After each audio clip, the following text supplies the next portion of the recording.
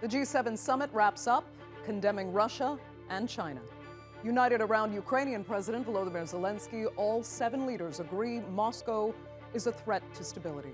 China came under equal scrutiny, accused of malign practices and economic coercion. But does the G7's posturing serve the interest of global peace or polarization? I'm Andreas Henke, and today's newsmaker is the G7 summit.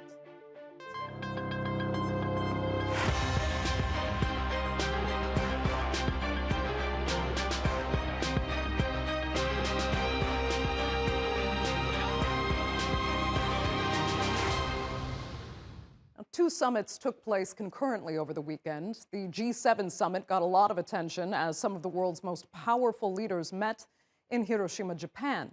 They were joined by Ukrainian President Volodymr Zelensky, who managed to secure more weapons, military assistance, and cash for his fight against Russia.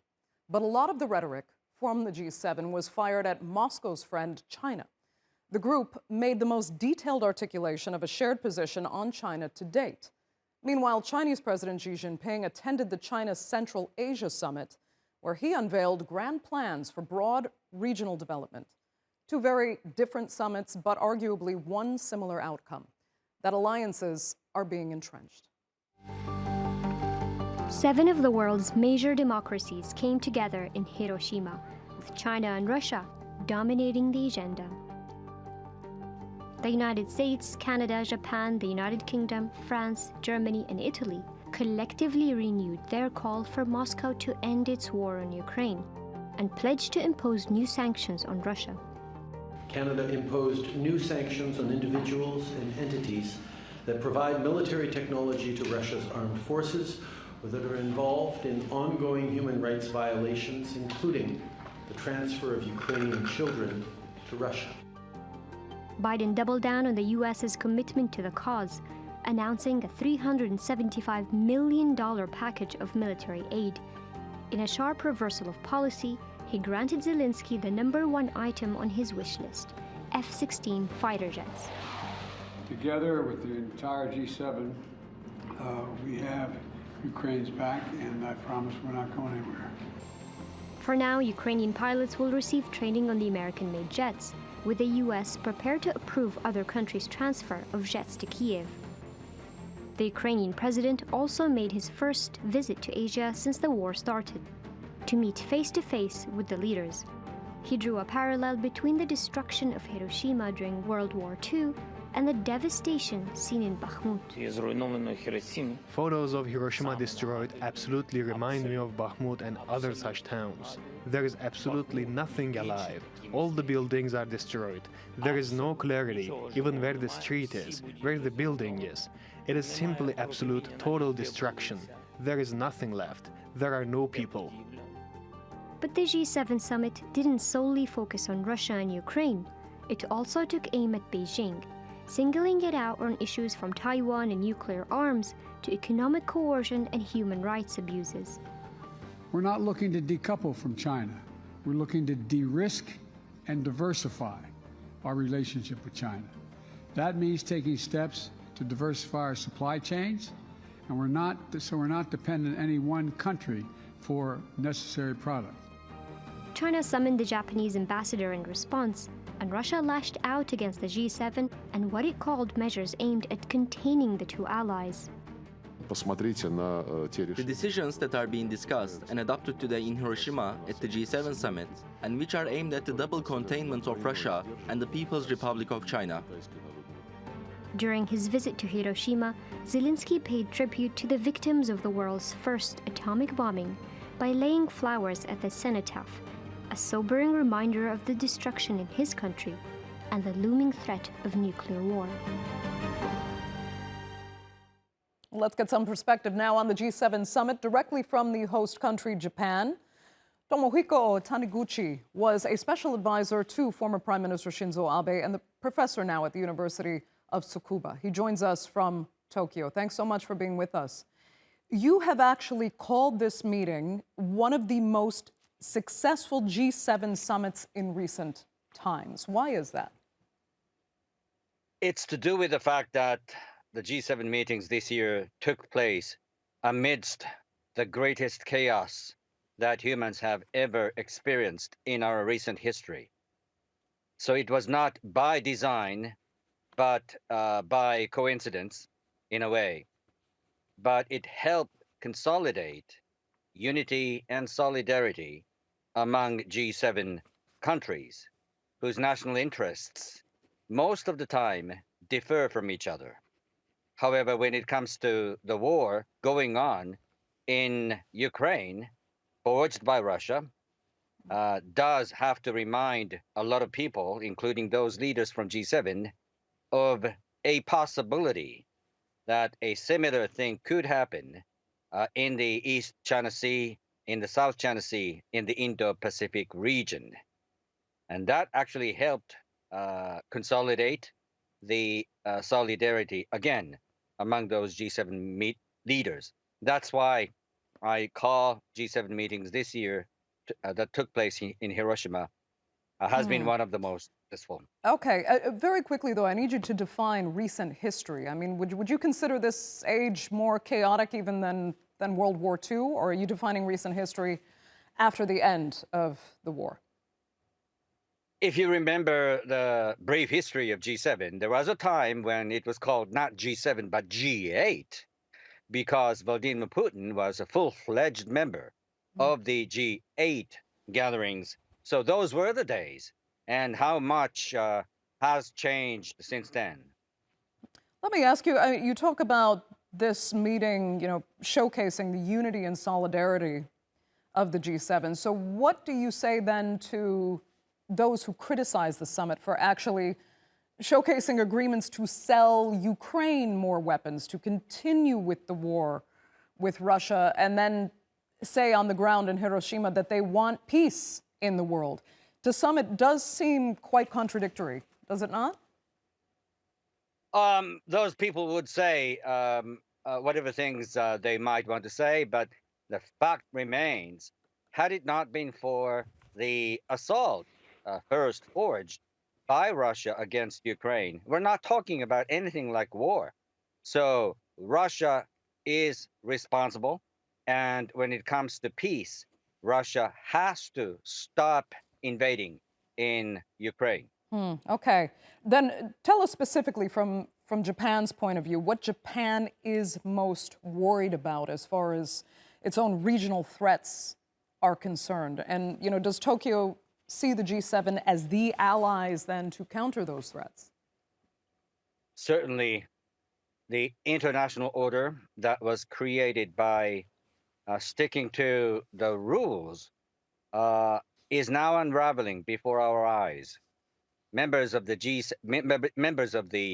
Security Council, permanent members of the Security Council of the United Nations, one of which is forging a war against Ukraine, and another of which is talking publicly that it is doing whatever it takes to annex Taiwan into its mainland. So something must be done, and Japan cannot do anything alone by itself. No country can do anything alone by itself, which is why there is a coalition of the like-minded countries, which is, after all, about G7. And do you then actually foresee China becoming a similar aggressor against Taiwan as Russia is then in Ukraine at present? Xi Jinping is thinking about many other possibilities, but the fact remains Xi Jinping and other leaders of the PRC openly have admitted that whatever cost is worth in bringing back, quote unquote, Taiwan into its territory. Okay. Tomohiko Taniguchi, we will have to leave it there. I'd like to thank you so much for joining us on this edition of The Newsmakers.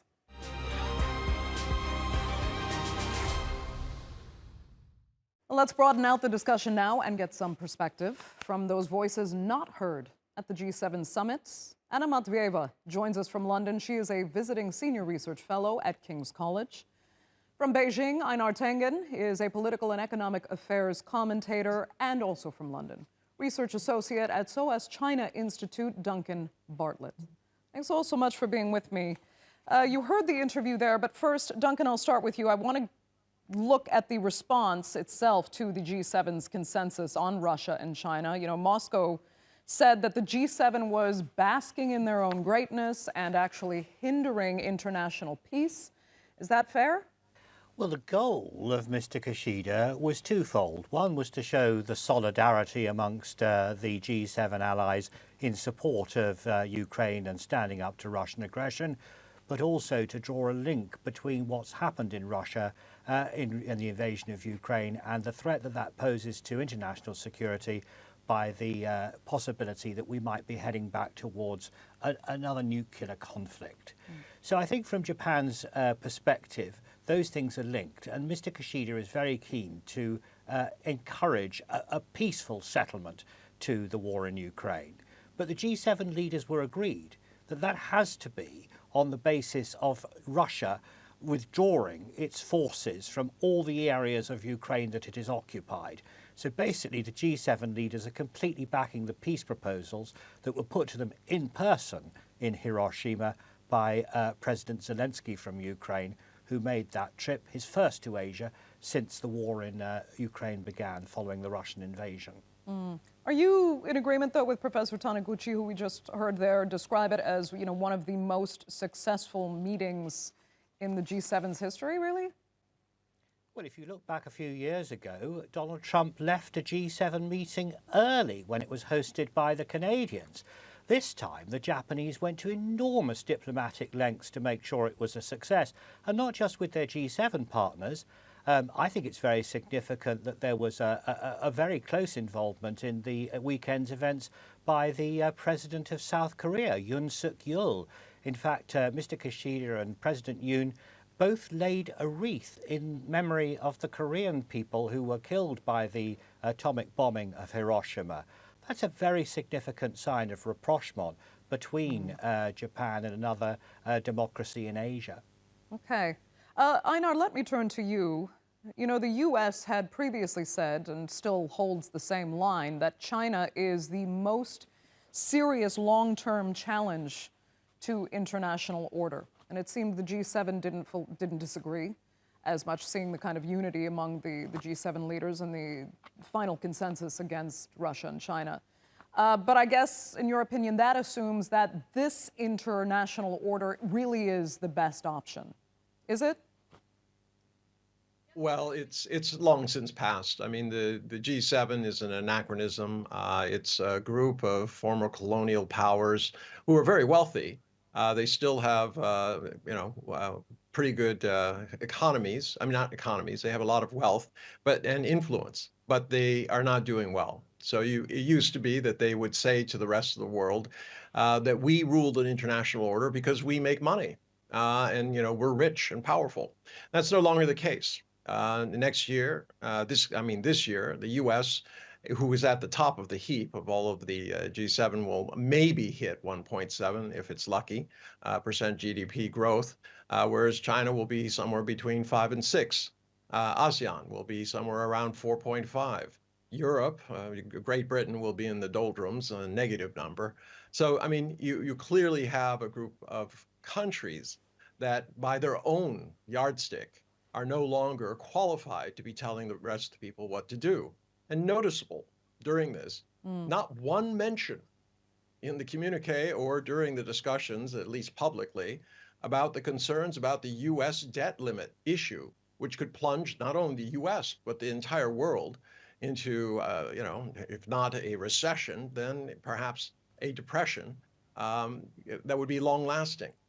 That gives you an idea of how this supposedly successful meeting was choreographed by the United States. I mean, the photobombing of Zelensky by entering in, literally, if you go through the pictures, he's in almost every single one of them. It's amazing. Here's a guy who, is in a troubled country. He's asking for more weapons. He's saying that there's a military option to win against a nuclear power. So if you ask me, I would have to beg to differ with our the professor and say that this was an unmitigated disaster. It's left the world more uncertain rather than You know, Einar, you did assuring. say so interestingly when you kind of summarized what you thought of the entire summit, that you said, much like the tragic buildup to World War II, all sides wish to avoid war by preparing for it. And this is what I really object to in our Japanese counterparts saying. You know, he's saying he's trying to make it seem that preparing for war is going to bring about peace.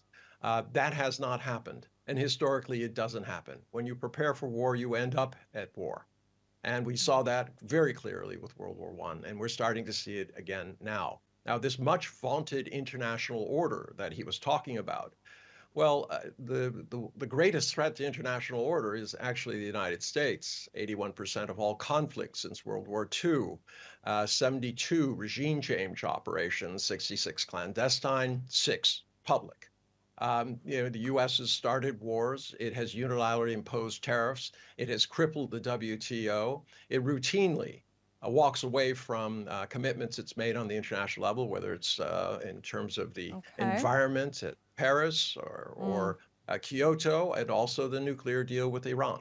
Okay, and I would like to get your perspective, especially, you know, from how Russia was left feeling. We know what the Russian response was, as I brought up in my first question there. But I mean, you also said that the meeting really stipulated that the West has put all its stakes in the military solution to the conflict in Ukraine, that they've ruled out peace options. So it sounds like you are on the same lines as Einar. Was this meeting a failure, though? Would you describe it as that as well? I would say that this meeting was a considerable success for Volodymyr Zelensky because he managed to get the political endorsement of the realities that they may not be an imminent offensive, that this offensive is not as significant as everybody until recently considered it to be, that the West and Ukraine are preparing for a long-term war. And so he has managed expectations on what Ukraine can deliver on the battlefield quite skillfully by refocusing the question on long-term commitment, which he got, at least politically. He got a lot of pledges of military assistance on F-16 aviation. But again, that is not something which is imminent. It's not something which is going to change strategic realities on the ground right now. So in that sense, Zelensky turned the argument a bit on its head and say it is a war which is settling in perhaps for quite a long time, and that's what he was preparing the G7 leaders for. They, in their turn, stipulated that they, yes, absolutely, they see only military solution. The solution should be based only on Russian defeat. How this would look like, nobody knows. But no peace option is definitely on the table. That was also a bit of a ball thrown out in a Chinese court, because China is the only world power with some kind of tangible peace proposal, but it was rejected straight on without any. Duncan, did you read something similar into it as Anna on those lines? Well, the Chinese peace proposal, the political solution that the Chinese were putting forward a few weeks ago, has been rejected by the Ukrainians, and it was rejected really by all the G7 people who were represented at that meeting in Hiroshima. So the other point, of course, was that the G7 countries also said that they were going to band together to try to prevent them being over-dependent on the supply chains from China. So they're looking at an economic solution, actually, to the risk posed by the Chinese economic coercion and economic threat, as they put it in the final communique. So there was a strong anti-China element to the final communication from this meeting, actually, and also a consistent position on Taiwan, that they didn't want to see any unilateral change to the situation in the Taiwan Strait. Right. I mean, Einar, I heard you laugh slightly there when they mentioned, you know, the coining term in the end was this economic coercion. And I just want to remind everyone, that President Biden wanted to make this clear. He said, we're not looking to decouple from China. We're looking to de-risk and diversify our relationship with China. That means taking steps to diversify our supply chains so we're not dependent on any one country for any necessary products. I mean, they can accuse China of economic coercion, but if the end game is to diversify, isn't that a win in a way for China as well? China can do the same. Well, yeah, no, China has done the same. It's been losing trade with both Europe and the United States, but it's been gaining trade with ASEAN, the Central Asia, South America, Africa, to a lesser extent because of the problems there created by, guess who, the U.S. But no, I was laughing at this idea of coercive, calling China the coercive party here. Isn't it the United States that has been slapping unilateral tariffs on everybody? Didn't they go to Holland and say you can't sell your high-tech machines to China because we don't want them making chips? Isn't it the U.S. who's put embargoes on chips and thrown out Chinese companies on flimsy security? No evidence, just accusations, no trial, despite the idea that it's supposed to be a country that has due process. So this idea of economic coercion rings extremely hollow and sounds like the U.S. is just simply accusing others of doing exactly what it does. Okay. Duncan, I mean, is that fair? Well, that's the way that the Chinese see it. I mean, what the Americans have always argued, actually, was that their response to these measures of trying to prevent China obtaining high-end semiconductors and technology is that the Chinese would then likely to use it to reinforce their military and to create weapons, including long-range missiles, which provide a threat to the United States. So that's the way in which it was presented in the Congress as being a way to prevent China from being able to increase its military capacity. But as President Biden made clear, they're talking about de-risking rather than decoupling from China. And it's interesting to note that that idea of de-risking was something which was being initially emphasized by the Europeans. It's significant that the president of the European Commission, Ursula von der Leyen, was also present at that G7 meeting in Hiroshima. So I think what we're seeing now is a bit of persuasion on the European side for the Americans to come into line with them in their position over China, perhaps actually talking about de-risking rather than decoupling, and also actually persuading the Americans to provide the F-16 fighter planes for the Ukrainian Air Force in defense against the Russian invasion. So we saw quite a bit of diplomatic horse trading taking place in the run-up to the Hiroshima meeting, which again was reflected in those communiques. Okay. Anna, let me come back to you. I'd like to get the Russian perspective for the last few minutes. Where does Russia go now? One of the other takeaways from this meeting was that sanctions will be applied more strongly against Russia. Can Russia continue to sustain this level of some would argue, even isolation? Yes, I think there are three sets of implications. One is sanctions.